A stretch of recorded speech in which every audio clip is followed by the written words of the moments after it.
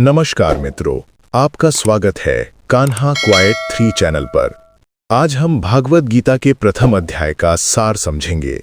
भागवत गीता के ज्ञान पर अब तक अनगिनत विद्वानों ने कार्य किया है। आपने भी गीता के बारे में बहुत कुछ सुना होगा। आज मैं आपके सामने भागवत गीता का ऐसा अंश प्रस्तुत कर रहा हूं जिसमें एक विशेष भाव छिपा है। अगर गीता में सबसे विशेष कोई है तो वो हैं श्री कृष्ण।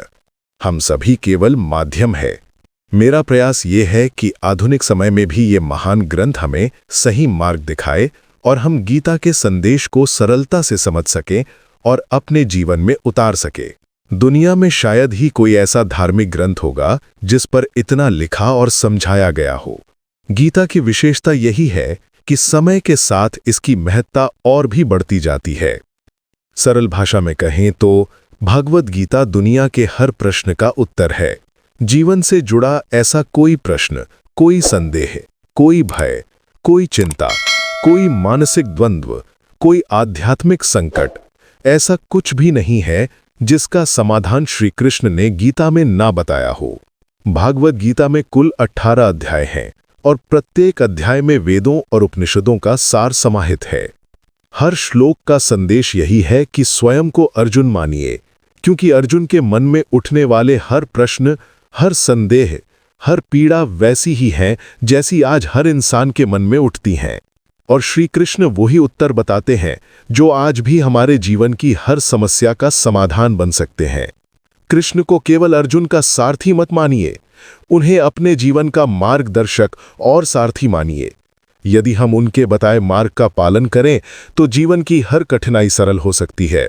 मित्रों, अब हम जीवन और उसकी समस्याओं के वास्तविक स्वरूप पर चर्चा करेंगे। तो आइए हम प्रवेश करते हैं भागवत गीता के प्रथम अध्याय अर्जुन विषाद योग में।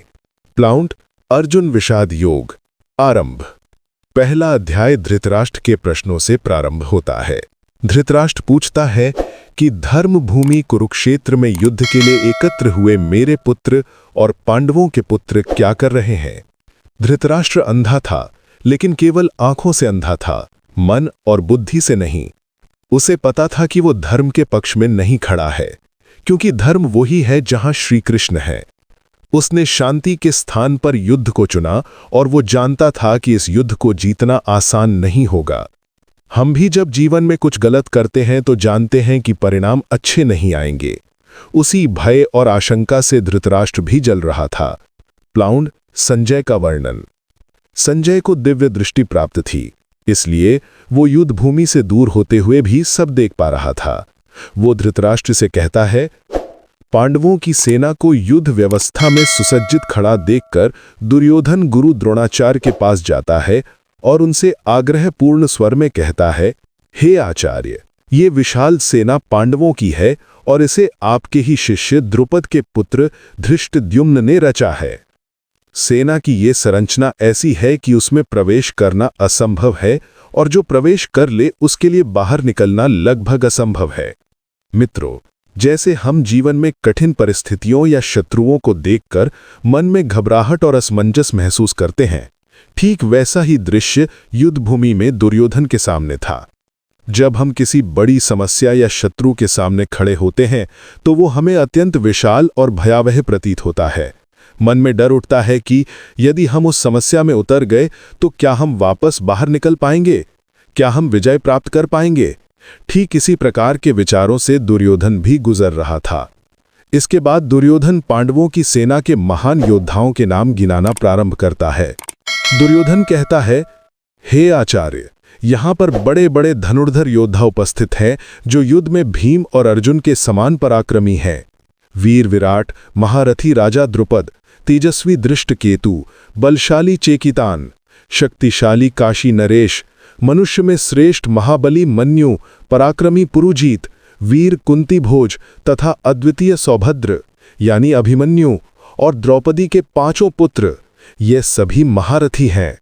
यहां ये शिक्षा मिलती है कि चाहे शत्रु कितना ही बड़ा क्यों ना हो या जीवन में कोई समस्या शत्रु के समान ही क्यों ना प्रतीत हो, हमें उसके प्रत्येक पक्ष को समझना आवश्यक है।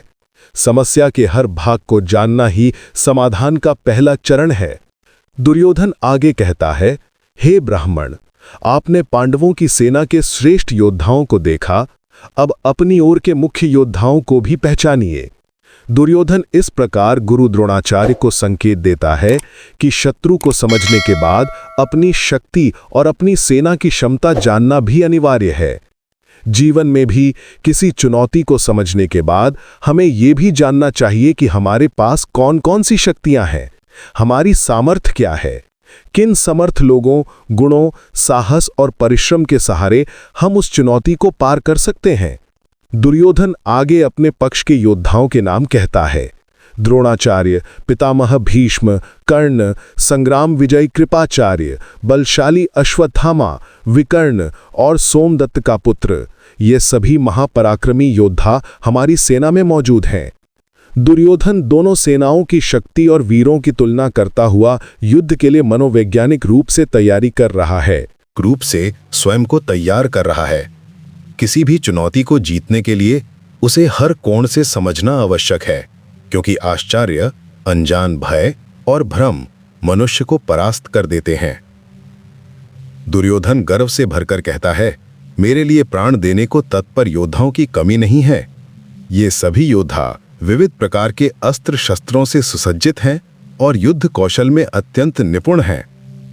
दुर्योधन ये देखकर प्रसन्न होता है कि बहुत से वीर पुरुष उसके लिए अपने जीवन की आहुति देने को तैयार हैं। जीवन में भी कठिनाइयों से लड़ते समय कौन हमारे साथ खड़ा है, हमारा साहस, हमारा परिश्रम, हमारा कौशल और हमारे अपने लोग, यही हमारी सबसे बड़ी ताकत बनते हैं। फिर दुर्योधन कहता है, हमारी सेना को पितामह भीष्म संरक्षित कर रहे हैं, इसलिए हमारी सेना हर प्रकार से सुरक्षित और अजेय है, और शत्रु पक्ष की सेना को भीम संभाल रहा है, इसलिए हम उन्हें आसानी से पराजित कर सकते हैं। यहां दुर्योधन का अहंकार सामने आता है, जो मनुष्य को सबसे पहले भीतर से पराजित कर देता है। मित्रों, कभी भी चुनौती को देखकर आत्मविश्वास तो रखिए, परंतु घमंड मत पालिए। यदि दुर्योधन को पूरी तरह विश्वास होता कि वे पांडवों को हरा देगा, तो युद्ध की आवश्यकता ही क्यों पड़ती। जीवन में भी ऐसा ही है। किसी समस्या को देखकर यह सोचना कि मैं इसे निश्चित रूप से हरा दूंगा, यह विश्वास कहलाता है, परंतु मुझे कोई हरा ही नहीं सकता, यह अहंकार है और यह विनाश का आरंभ है। दुर्योधन आगे कहता है, सभी योद्धा अपने अपने स्थान पर स्थित रहें और पितामह भीष्म की रक्षा करें। अर्थ स्पष्ट है।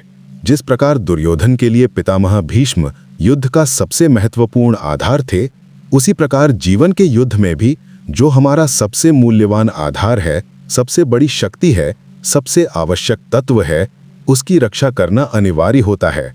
जब तक हमारा सबसे बड़ा सहारा सुरक्षित है, हार की संभावना नहीं रहती।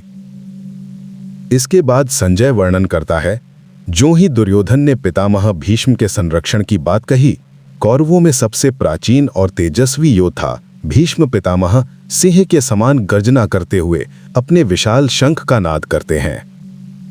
ये शंख ध्वनि इतनी प्रचंड थी कि दुर्योधन के हृदय में अपार उत्साह भर गया।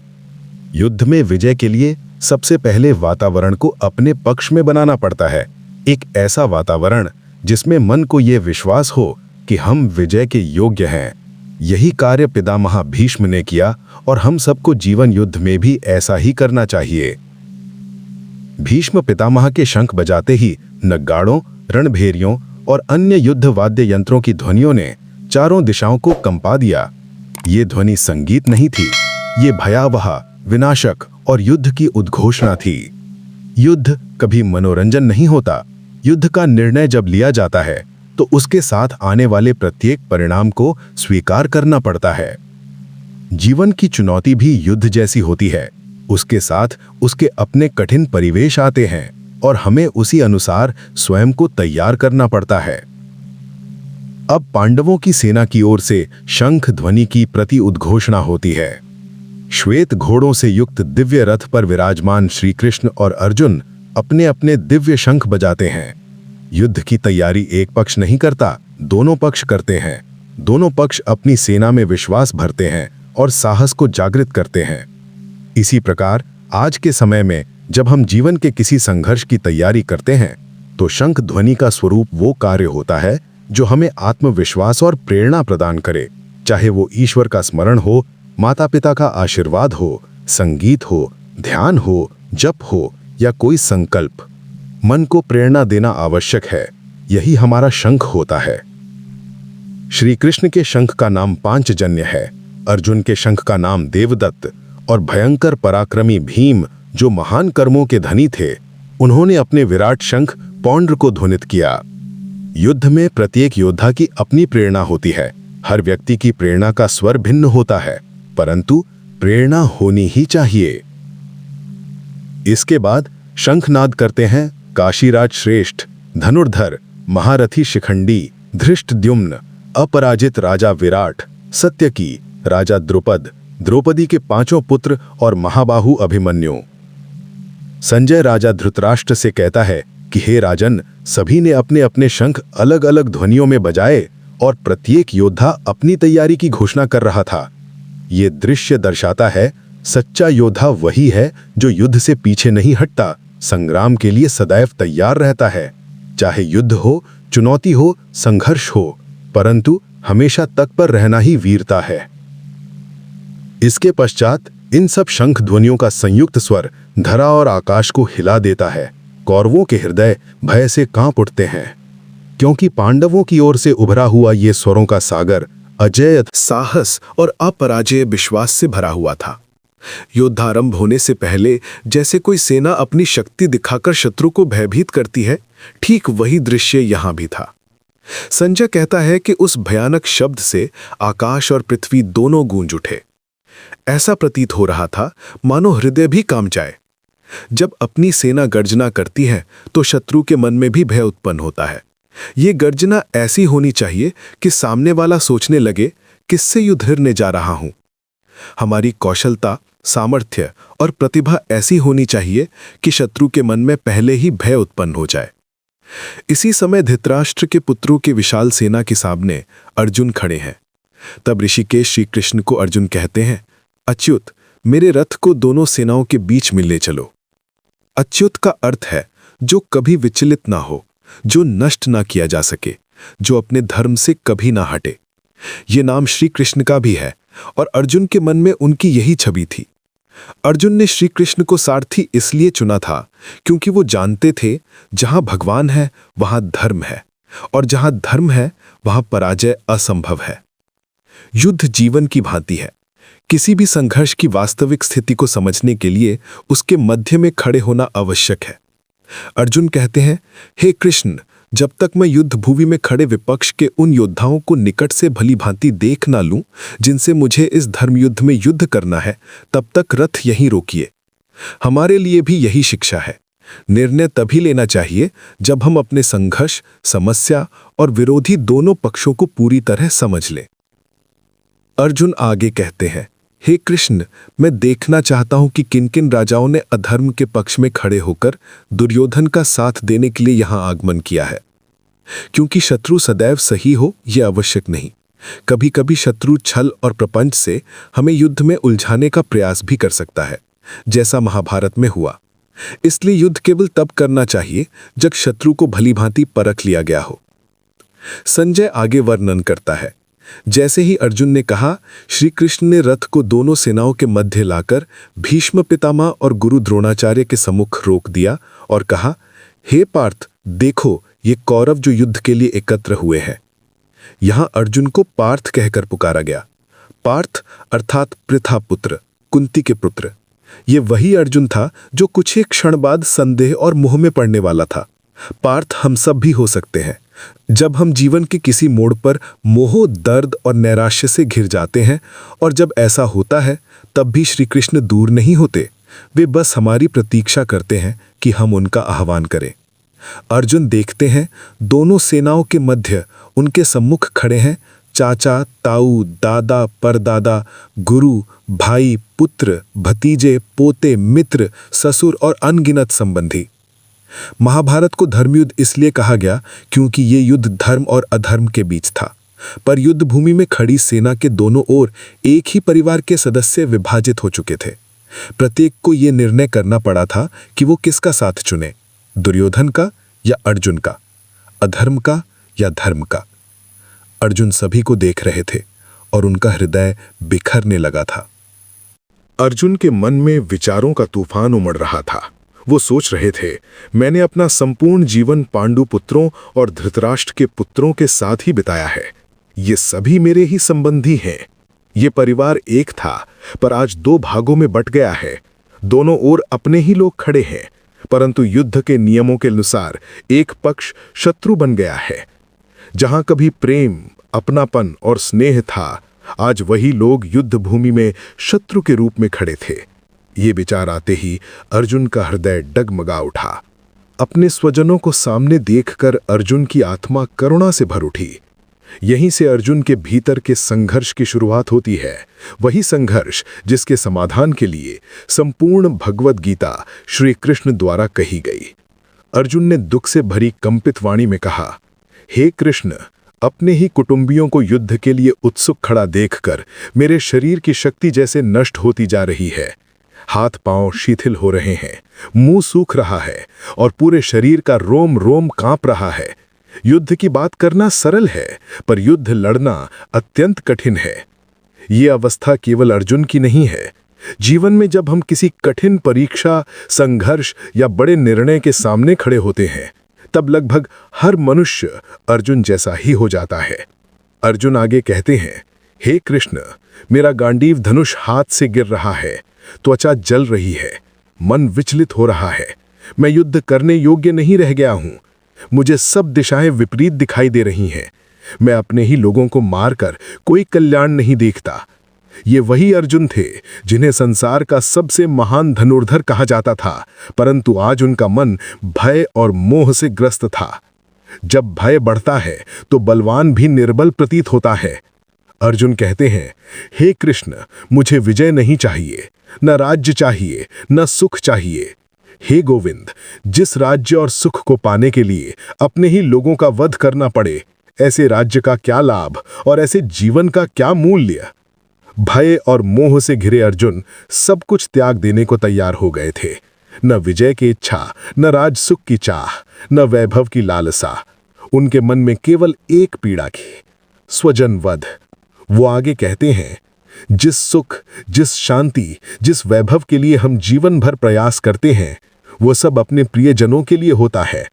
और आज उन्हीं प्रियजनों को मारकर राज्य प्राप्त करना पड़े तो ऐसे राज्य का सुख विष समान होगा। अर्जुन का अंतर्मन टूट चुका था। यही वो क्षण था जब मानव मन द्वंद्व, भ्रम, शोक और भय से जूझ रहा था। और इसी क्षण को स्पष्ट करने के लिए श्री कृष्ण का ज्ञान आवश्यक था, वही ज्ञान जिसने संसार को दिशा दी और आगे भी देता रहेगा। युद्ध भूमि में अर्जुन के सम्मुख आज उनके पूर्वज, माताएं, पिता, गुरुजन, भाई, पुत्र, पौत्र, चाचे ताऊ, मामा फूफा, साले सहयोगी, समस्त कुल खड़े थे। अर्जुन एक एक को पहचान रहे थे और हर पहचान हृदय पर एक नया घाव दे रही थी। अर्जुन की पीड़ा से भरी वाणी फूट उठी, हे मधुसूदन, यदि युद्ध में हम विजय प्राप्त कर भी लें, पर उसके लिए अपने ही लोगों का वध करना पड़े, तो ऐसा राज्य, ऐसा सुख और ऐसा पृथ्वी राज्य भी मेरे किसी काम का नहीं। तीनों लोगों का राज्य भी मिले तो मैं अपने स्वजनों के वध के बदले उसे स्वीकार नहीं कर सकता। अर्जुन का ये वाक्य उनके अंतर्मन के संघर्ष की गहराई बताता है। वो अपने लक्ष्य और अपने प्रेम के बीच फंस चुके थे। जीवन में भी ऐसे क्षण आते हैं जब हमें अपनी सबसे प्रिय वस्तु, प्रिय व्यक्ति या प्रिय परिस्थिति से दूर होकर आगे बढ़ना होता है। कभी लक्ष्य के लिए, कभी कर्तव्य के लिए, कभी सत्य के लिए। और यही सबसे कठिन परीक्षा होती है। अर्जुन आगे कहते हैं, हे जनार्दन, धृतराष्ट्र के पुत्रों का वध करके हमें आनंद नहीं मिलेगा। वो चाहे कितने भी दुराचारी क्यों ना हो, पर वे हमारे स्वजन हैं। अपने लोगों को कष्ट देकर धर्म कैसे मिल सकता है? पाप ही मिलेगा, पुण्य नहीं। धृतराष्ट्र का लोभ, लालच और सत्ता तृष्णा आज समूचे कुल को दो भागों में बांट चुकी थी, पर अर्जुन फिर भी धर्म और संबंधों के बीच बटे खड़े थे। अर्जुन कहते हैं, हे माधव, यदि हम अपने ही कुल के लोगों का वध करेंगे तो हमें सुख कैसे मिलेगा? अपने परिवार को मिटाकर प्राप्त किया गया सुख कभी सुख नहीं हो सकता। इसीलिए महाभारत का ये युद्ध धर्म युद्ध कहा गया, क्योंकि यहां प्रश्न महज राज्य का नहीं, धर्म और अधर्म के संघर्ष का था। अर्जुन और आगे कहते हैं, लोभ से अंधे होकर ये लोग कुल संहार के दोष को नहीं देख पा रहे हैं, पर हम तो जानते हैं कि कुल के विनाश से धर्म नष्ट होता है और धर्म के नष्ट होने से समस्त कुल पाप और विनाश में डूब जाता है। उनके शब्दों में करुणा, भय, मोह और धर्म द्वंद्व एक साथ बह रहे थे। अर्जुन कहते हैं, हे कृष्ण, यदि कुल नष्ट हो जाए तो मर्यादा नष्ट हो जाती है, धर्म टूट जाता है, संस्कार समाप्त हो जाते हैं, और जब धर्म ही न रहे तब पाप पूरे कुल को घेर लेता है। ऐसे विनाश में मैं सहभागी क्यों बनूं? अर्जुन का मन कह रहा था युद्ध गलत है, पर समय और धर्म दोनों कह रहे थे कि युद्ध से ही अन्याय का अंत होगा। इसी द्वंद्व ने अर्जुन को अचल कर दिया था और अब उन्हें मार्गदर्शन की आवश्यकता थी। ऐसा मार्गदर्शन जो मोह को मिटा दे, धर्म को स्पष्ट कर दे और कर्तव्य को प्रकाशमान बना दे। यही वो क्षण था जब श्री कृष्ण का उपदेश आरंभ होने वाला था। परिवार ही वो धागा है जो हमें हमारी जड़ों, हमारे संस्कारों और हमारे आदर्शों से जोड़कर रखता है। जिस क्षण परिवार समाप्त होने लगता है, उसी क्षण समाज में पाप, अधर्म और अव्यवस्था बढ़ने लगती है। मित्रों, यदि आप चाहें तो अपने चारों ओर भी देख सकते हैं। जहां परिवार का सम्मान नहीं होता, वहां किसी भी मूल्य का सम्मान नहीं बचता और वही समाज पतन की ओर बढ़ता है। श्री कृष्ण कहते हैं, कुल का कल्याण उसके स्त्रियों के हाथों में होता है। यदि घर बनता है तो उसे घर का रूप स्त्रियां ही देती हैं। जिस गृह में स्त्री ना हो, कहा जाता है कि उस घर का भविष्य ही नहीं होता, और यदि स्त्रियां भ्रष्ट हो जाएं तो उसका प्रभाव अत्यंत भयानक होता है। अर्जुन कहते हैं, हे कृष्ण, पाप बढ़ने से कुल की स्त्रियां भ्रष्ट हो जाती हैं, और स्त्रियां भ्रष्ट हों तो वर्ण संकर की उत्पत्ति होती है। वर्ण संकर अर्थात जब समाज के नियमों, संस्कारों और मर्यादाओं की अवहेलना करके अनुचित संबंधों से संतान जन्म लेती है, तब वह संतान समाज में अराजकता फैलाती है। इसी कारण समाज के नियम बड़ी गंभीरता से बनाए गए हैं। हजारों वर्षों के अनुभव और चिंतन के बाद जो नियम बने हैं, उन्हें बिना विचार के तोड़ना विनाश को ही जन्म देता है। यही अर्जुन समझा रहे हैं। हे माधव, वर्ण संकर उत्पन्न होने से पितरों के श्राद्ध और तर्पण की परंपराएं समाप्त हो जाती हैं। जब ऐसा होता है तो पितर भी पतन को प्राप्त होते हैं, क्योंकि उनके कर्मकांड और उनके सम्मान की परंपरा नष्ट हो जाती है। अर्जुन आगे कहते हैं, वर्ण संकर दोष के कारण कुल धर्म और जाति धर्म भी नष्ट हो जाते हैं, और जहां धर्म नष्ट होता है वहां अधर्म का साम्राज्य स्थापित होता है। सोचिए, यदि मनुष्य अपना धर्म ना निभाए, अपना कर्तव्य ना करे और समाज के नियमों का पालन ना करे, तो समाज बिखर कर क्या रह जाएगा। हे जनार्दन, जिनका कुल धर्म नष्ट हो जाता है, हमने ये सुना है कि वे अनंत काल तक नरक में निवास करते हैं। महाभारत के काल में कुल की नक्शा, कुल की प्रतिष्ठा और कुल के नाम की मर्यादा प्राणों से भी अधिक मूल्यवान मानी जाती थी। जो लोग धर्म और कुल की उपेक्षा करते थे, उन्हें सीधे नरक का पात्र माना जाता था। सच तो यह है, जहां धर्म नहीं होता वही स्थान नरक बन जाता है। आज के युग में भी ऐसे स्थान देखने को मिल ही जाते हैं। अर्जुन आगे कहते हैं, ओह, हमने कितना बड़ा पाप करने का निश्चय कर लिया है। हम जो बुद्धिमान हैं, लोभ और राज्य सुख की चाह में अपने ही स्वजनों का विनाश करने को तैयार हो गए हैं। दुर्योधन से गलती हुई तो आश्चर्य नहीं, क्योंकि वह अविवेकी है, परंतु अर्जुन स्वयं बुद्धिमान है, और बुद्धिमान के पाप को क्षमा नहीं किया जाता। यही पीड़ा अर्जुन के हृदय को भीतर तक तोड़ देती है। अर्जुन कहता है, हे कृष्ण, आंखें बंद करके सोचिए, जिसको मैं अपना कहता हूं, जिसकी गोद में खेला, जिसके साथ बचपन बिताया, क्या मैं उसे युद्ध में मार सकता हूं? नहीं। उससे अच्छा तो यह है कि वही निशस्त्र होकर भी मेरे हाथों मुझे मार दे।